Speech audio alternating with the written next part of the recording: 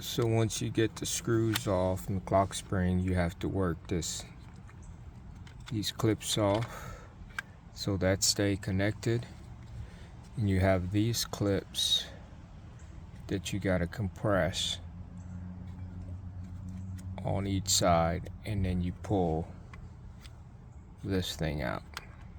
Okay, and remember, when you go to install the new one, make sure you keep that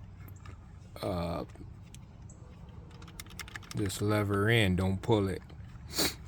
And when you're installing this point here has to be placed right here. Can't do it with one hand.